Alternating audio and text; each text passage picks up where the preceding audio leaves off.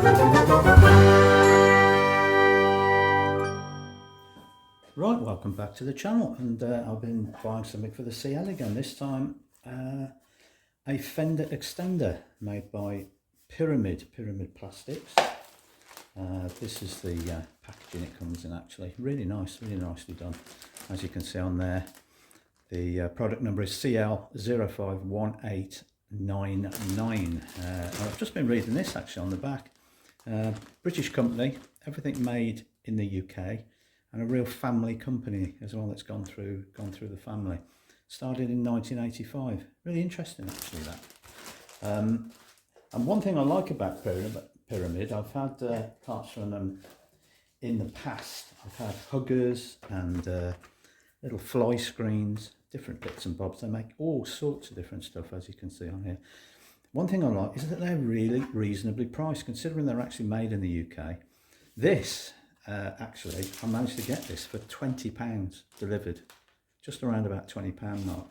It was actually cheaper than the Chinese ones that were on eBay, would you believe? And this is a proper UK-made ABS plastic, proper part that I know, if I don't drop it, good catch that, wasn't it? That I know is going to fit, and is going to fit properly. So no brainer really, isn't it? So yeah, two methods of fitting. There is a video online actually that they do which shows you how to fit. First one is of course the adhesive way, and that's that side actually. Yeah, that's that side. So use these adhesive pads, lay them out in that way, and then simply attach it that way. But there's also a mechanical fixing method with these. And I was looking at these, and I recognise these from the CL. That's actually like a smaller version of the little clips that they use in the CL to hold the panels on. Similar, anyway, not the same, but very similar. Those are permanent. But yeah, so two ways. I can't see actually a reason why you couldn't do them both if you wanted to belt and braces it. So there's also a little cleaning pad that comes with it. This is well, it's actually an adhesion promoter, and there's a big warning here about it that it's quite acidic. It actually attacks the surface of the plastic, and you've got to do it on the back, obviously, of the actual mudguard, and on this portion that attaches here. So it actually takes off any of the shininess of the plastic and helps it to adhere. So you've got to be careful with that pad, you don't wipe it anywhere, because it will mark. So yeah, I'm not going to do like a full in-depth fitting video of this, because it is pretty simple. But I know that the CL500 in particular is a bike that is used by, it's an A2 compliant bike. So maybe there's quite a few young people, or people who've never fitted a part to a bike before. And the one difficult part of this with the pads is exactly that thing, that you have to offer it up, and you've got one chance, because once those pads are stuck, they're stuck. So I'm just going to give you a few pointers as to the way personally I do it. I'm sure there's loads of different ways. A lot of people just go bang, slap, fine. But a few pointers I will give you. So we'll go out to the bike now, and we'll offer this up, and we'll see how we get on. So over to the bike. Now Pyramid recommend that you take off the mudguard to fit the Fender Extender for obvious reasons, but I'm not going to do that. And the reason for that is that Honda, in their wisdom, have decided to fit it in this way here. I don't know if you can see that, but rather than have a bolt through from this way, the bolt is actually up under here.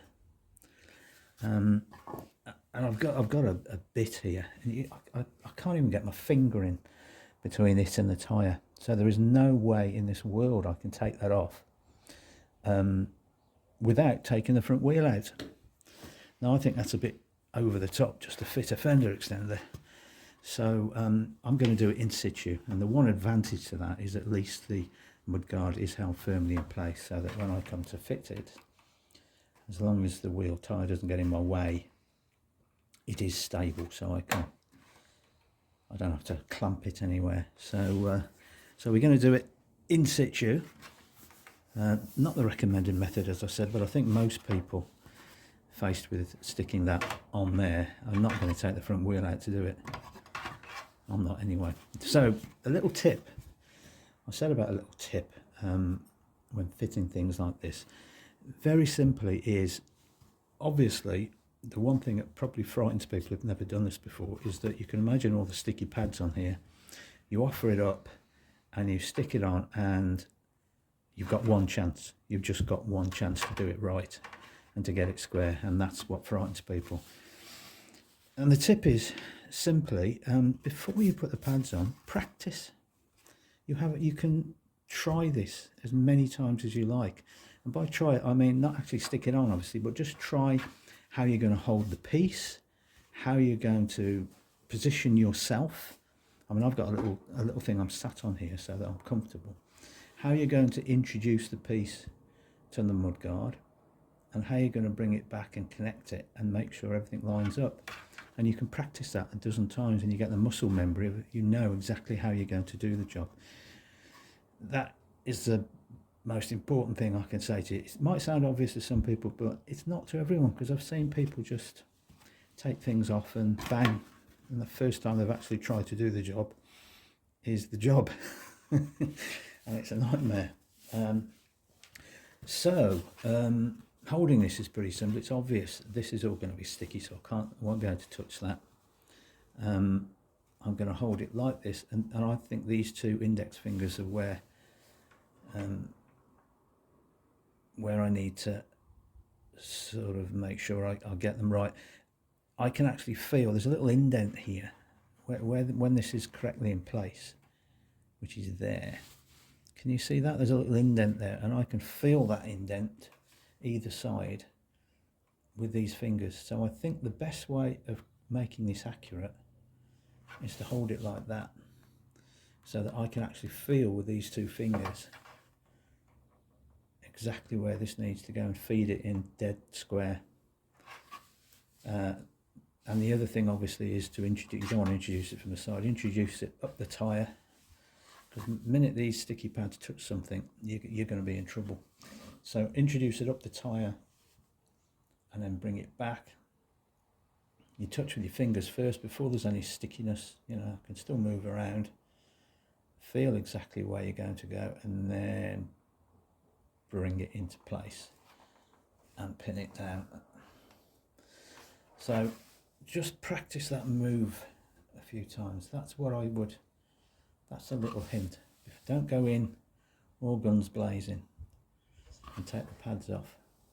Just practice a few times and get the muscle memory of how that feels, just to find that perfect spot. So, enough talk, let's actually do it. Now, the other thing that Pyramid recommend is that you actually scuff up the plastic with some sandpaper or any abrasive that you've got. So I've just done this a little bit. And this is obviously to provide a key. That's as well as the pad, and that's not actually on the instruction video, so I would recommend this.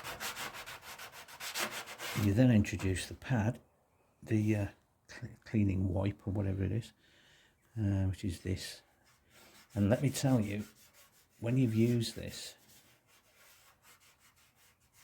on the plastic, because I've just done it in the house to the actual piece itself, there it is, and I've put the stickers on, you can actually smell the plastic burning almost. It's like, you know, when you saw into plastic, there's that sort of plastic burning smell. So clearly that pad has got quite an aggressive acid on it, as they said. So we'll peel these off now. I've made the pattern, really what you're trying to do obviously is get as much product in place as possible, as many sticky pads in the position. These pads are actually obviously made for a variety of different sizes of Fender Extender, so they don't fit in one particular pattern. You have to make your own pattern up. But it's, the pictures do give you a pretty good idea of the best way of doing it. But they're clever. They're in this like crescent moon sort of shape, so they fit together and you can go around corners. It's quite clever. I've actually put more on than in the pictures. I've gone a bit over the top with it, but I can't see any problem with that. More the merrier as far as I'm concerned. Right, so the moment of truth. So I'm going to put my fingers there, my thumb there, offer it in from here, get a feel for the position, just there and there. I tell you what, it's not easy. Easiest thing in the world. Bring that centre up, find that nice little spot,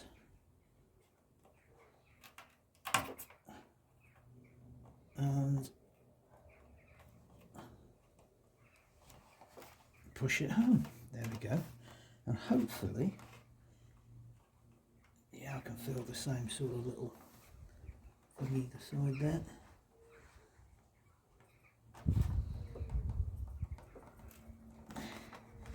There we go. I think that's just about got it. I'll tell you what, it's not as easy as it looks. It really isn't. I think that will do fine.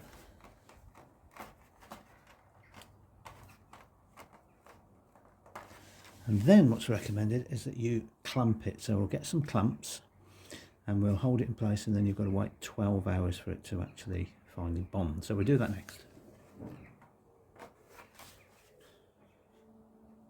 Right, now this has to be clamped together for 12 hours. So what I'm going to do, I've got a couple of little G clamps here.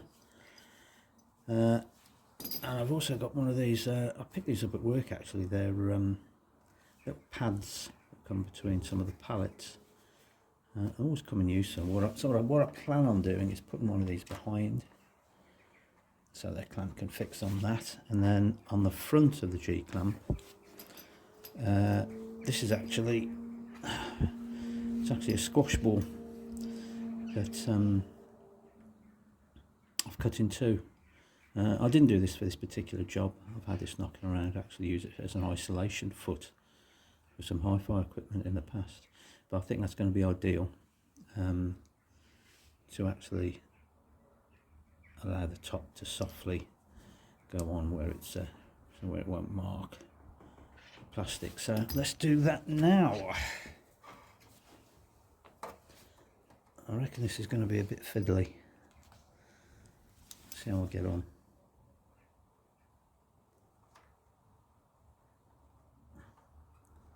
Probably very fiddly, in fact, especially while trying to film it. So I think the ideal place is around about right around there. Yes, I think so.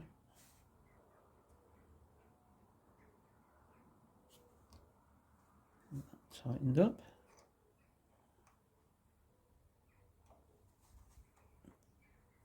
Let's do that loosely for now, and then I'll do the other side.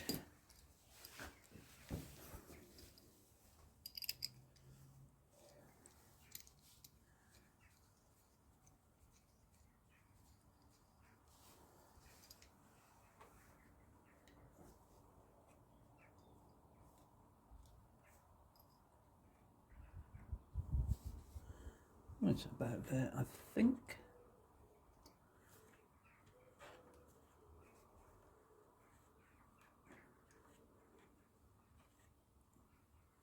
I'm going to have to adjust this in a minute, just get that in place, and we can fiddle around with it.